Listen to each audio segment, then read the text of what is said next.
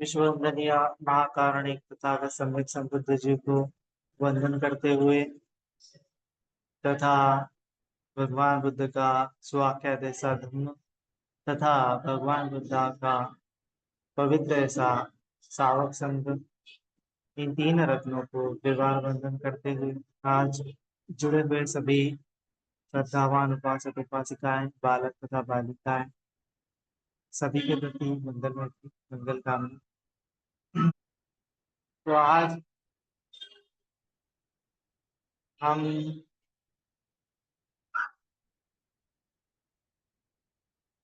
जानेंगे कि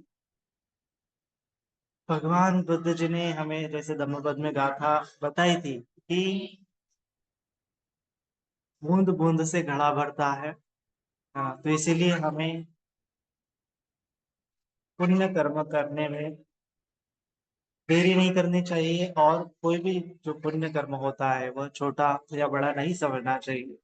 जितना भी छोटा पुण्य कर्म करने का अवसर मिले उसको करना चाहिए और बड़ी तत्परता के साथ, बड़े उत्साह के साथ हमें वह पुण्य कर्म करने के लिए तैयार रहना चाहिए, है ना।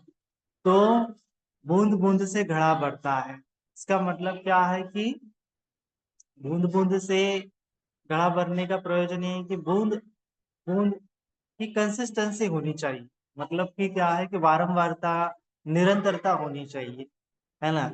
ऐसा नहीं कि आज एक बूंद डाला, कल एक बूंद डालेंगे, परसों एक बूंद डालेंगे, तो इससे इससे घड़ा नहीं भरने वाला है। अगर आप घड़ा भरने की कोशिश भी करेंगे तो ऐसे पहले बूंद बूंद डालेंगे तो क्या होगा कि बहुत सारे बूंद गिरेंगे, तब भी घड़े में कुछ भी पानी नहीं दिखेगा। जैसे बूंद गिरेगा घड़ा एकदम एम्प्टी दिखेगा, है ना, एकदम खाली दिखेगा।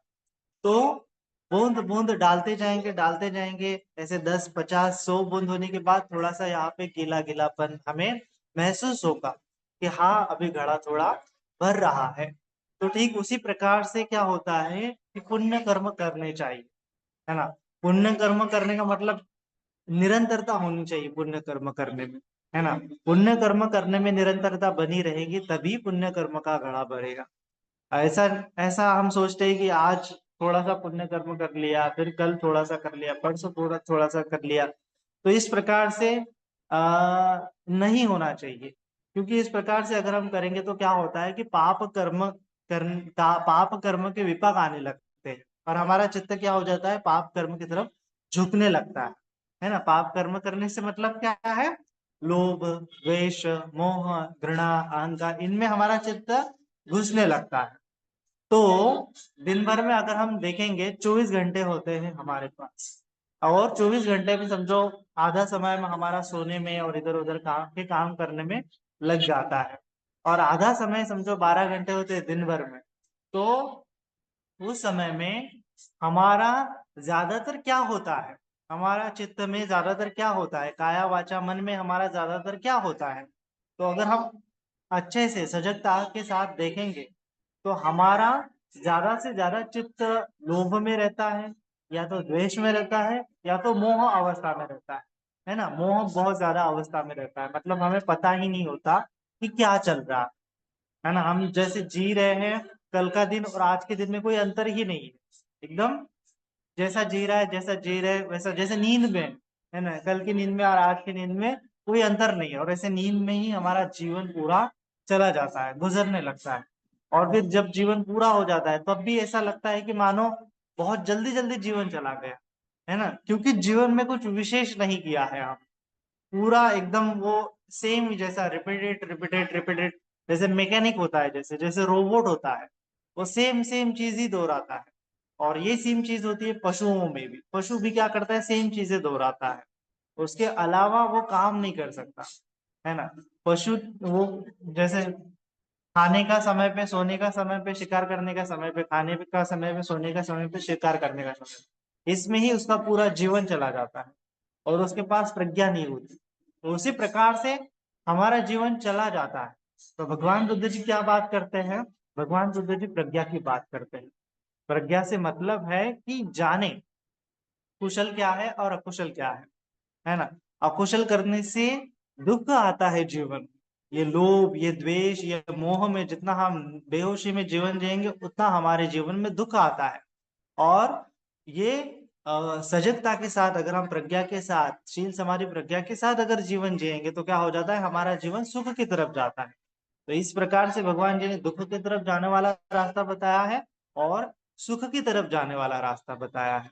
और प्रज्ञा का मतलब क्या है कि दोनों रास्तों को पहचानना, कि इस तरह से मैं कर्म करूंगा तो मेरा जीवन दुखमय होता चला जाए, और इस तरह से मैं कर्म करूंगा तो मेरा जीवन सुख की तरफ बढ़ता चला जाए, है ना। तो इसको बोला जाता है सम्यक दृष्टि। तो सम्यक दृष्टि से जीवन जीने का मतलब है कि आपको हर दिन ऐसा काम करना पड़ेगा कि जो आपको सुख की तरफ लेके जाता है ना। मैं भौतिक सुख की बात नहीं कर रहा हूँ। भौतिक सुख मतलब ये लोभ, द्वेष, मोह, अहंकार, पद, प्रतिष्ठा, ये सब क्या है कि ये सुख भी सुख नहीं है। आर्य लोग इसको सुख भी नहीं कहते हैं, है ना। आर्य मतलब जो निर्वाण को प्राप्त हुए लोग, वह लोग इसको सुख नहीं बोलते हैं। ये केवल हमें लग रहा है, ये केवल लग रहा है कि हम अच्छे से सो रहे हैं, खा रहे हैं, पी रहे हैं, एंजॉय कर रहे हैं, लेकिन ये क्षण भंगुर है ना। इसको अगर एकदम अच्छे से देखेंगे तो ये दुख ही है ना। एकदम एकदम आर्य दृष्टि से देखेंगे तो दुख ही है। इसीलिए भगवान बुद्ध जी ने अपना सिद्धांत बताते हुए दुख आर्य सत्य से शुरुआत की है, कि मतलब हमें जो अभी अच्छा अच्छा लग रहा है वो भी आगे चल के हमें दुख देने वाला है। ये हमें समझना चाहिए। जैसे कि कोई चोर होता है, चोरी करते समय तो उसको अच्छा अच्छा लगता है, बहुत सारे पैसे चुरा लेता है, बहुत अच्छा लगता है, और उसको लगता है कि मुझे कुछ होने वाला नहीं है। लेकिन हफ्ता भर चोरी करने के बाद हफ्ता गुजर जाता है, महीना गुजर जाता है, एक चोरी करता है, दूसरी चोरी करता है, कोई पकड़ता नहीं है उसको। लेकिन फिर एक बार जब वो पकड़ आ जाता है, तो उसको क्या हो जाता है, दंड मिलता है। किस चीज का दंड मिलता है, उसने जितनी भी चोरी की होंगी उसका दंड उसको उस समय में मिल जाता है। केवल पकड़े जाने की देरी है। एक बार पकड़ गया तो फिर उसको समझ में आता है चोरी करने के विपाक क्या होता है ना। और जब तक ये चोरी करने के विपाक उसको नहीं अनुभव में आते हैं, तब तक उसको लगता है कि चोरी करना तो अच्छी बात है। उसी प्रकार से ये मोह में रहना, निद्रा में रहना, ये काम भोग की चीजों में लिप्त रहना, हमें ऐसा लगता है कि ये बहुत मीठा है ना, बहुत अच्छा है, ये सुखदायक है। लेकिन इसके विपाक जब आपको आने लगेंगे, जब आप बूढ़े होने लगोगे, जब आप मरने लगोगे, तब आपको दुख का एहसास होने लगता है। फिर मरने के बाद भी आपको दुर्गति मिलती है, तब जाके पता चलता है कि ये अकुशल कर्म के विपाक है, ये मोह में रहने के विपाक है ना। तो फिर ये पशुओं नहीं मिलती है। तो उस प्रकार से क्या होता है, हमें सोचना है।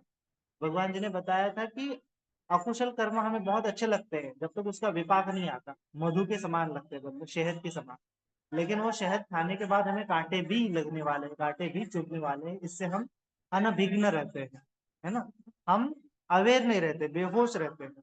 तो उसी प्रकार से हमें क्या करना है कि कुशल कर्मों को करना है ना। और बूंद बूंद कुशल कर्म करना है।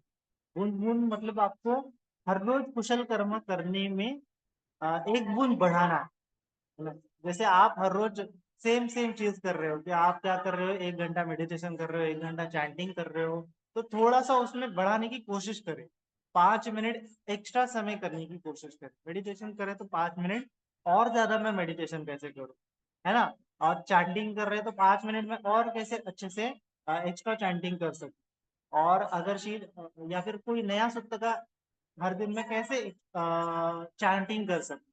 शील पालन कर रहे हैं तो मैं शील को और अच्छे से कैसे पालन कर सकती हूँ, कल से ज्यादा आज अच्छे से कैसे शील को पालन कर सकती हूँ। इस प्रकार से आपको बूंद बूंद धम्म को धारण करते जाना, है ना। बूंद बूंद को, शील समाधि प्रज्ञा को अपने अंतर मन में धारण करते जाना है। तब जाके आपका धर्म में विकास होगा।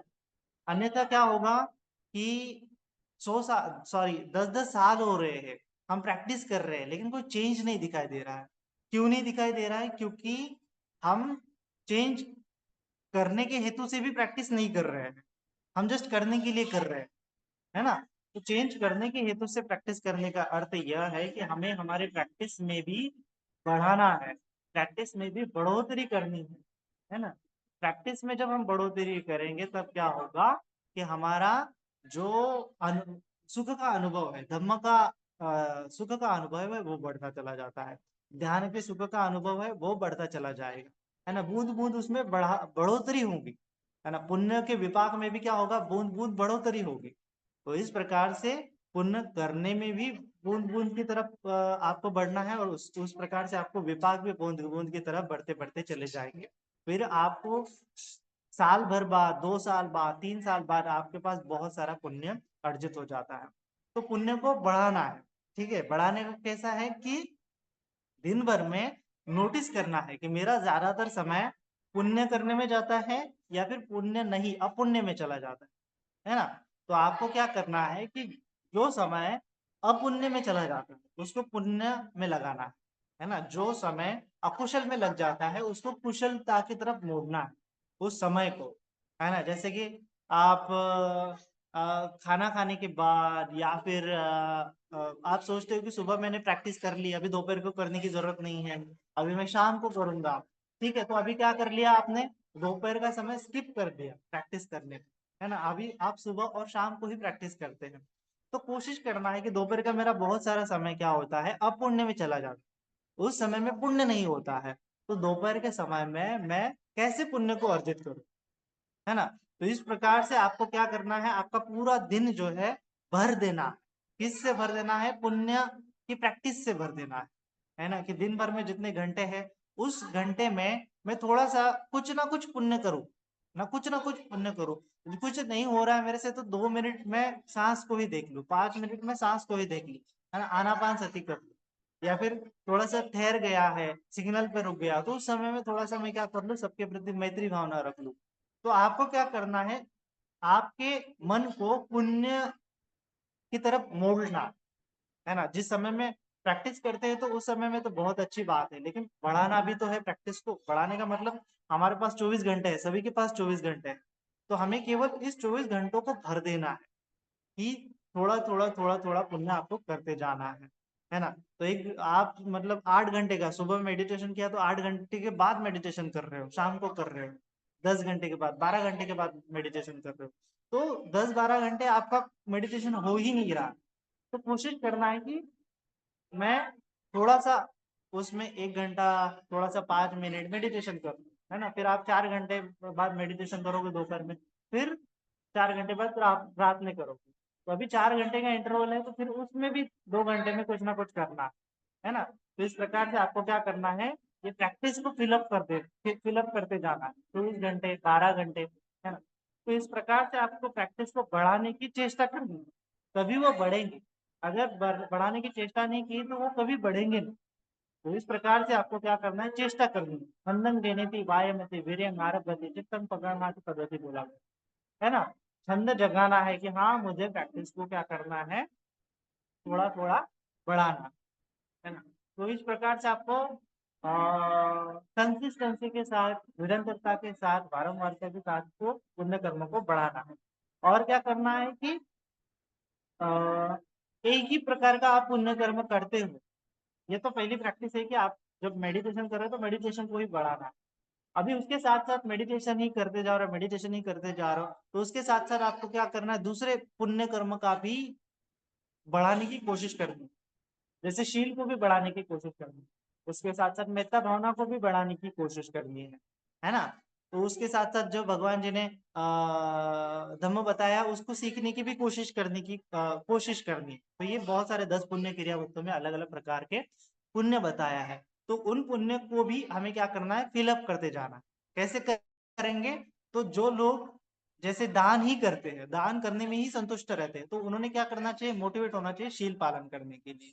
और जो लोग शील, दान और शील में ही संतुष्ट रहते हैं, शील पालन करते हैं, उन्होंने क्या करना चाहिए कि मेडिटेशन करने के लिए टाइम निकालना चाहिए, समय निकालना चाहिए। हाँ मैं शील तो पालन करता हूँ, अभी मुझे क्या करना चाहिए, ध्यान साधना भी करनी चाहिए। और जो लोग ध्यान साधना करते हैं उनको और ज्यादा ध्यान साधना करने के लिए समय निकालना चाहिए। और जो लोग दान भी करते हैं, शील भी पालन करते हैं, भावना भी करते हैं, तो उन्होंने और भावना कौन सी कर सकूं मैं, आनापान सती भावना है, विपස්සना भावना है, मैत्री भावना है, या फिर अन्य प्रकार की भावना है भगवान बुद्ध जी ने बताई, तो उनको कैसे मैं करने की कोशिश करूं, है ना। जो धम्म प्रवचन बताए जाते हैं उन धम्म प्रवचनों को भी थोड़ा सा मैं कैसे प्रैक्टिस में अप्लाई कर सकूं, ऐसा भी आपको क्या करना है, योनिसो मनसिकार करना है। तब ये करोगे तब, और उसके साथ साथ प्रैक्टिस करना, है ना, तब वो धम्म की प्रैक्टिस आपकी बढ़ेगी। धम्म की प्रैक्टिस बढ़ेगी तो आप में बदलाव हो, बदलाव होंगे तो सुखपूर्वक बदलाव होंगे, अगर आप धम्म की राह पे हो, धम्म की प्रैक्टिस करते हो। तो इस प्रकार से आपको क्या करना है, बूंद बूंद से आपकी प्रैक्टिस को बढ़ाना है। बूंद बूंद का मतलब क्या है कि कंसिस्टेंसी।